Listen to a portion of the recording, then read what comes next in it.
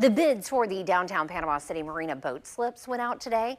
Panama City manager Jonathan Hayes says they're excited to be moving the project forward after walking away from a public-private partnership with City Marina partners in December.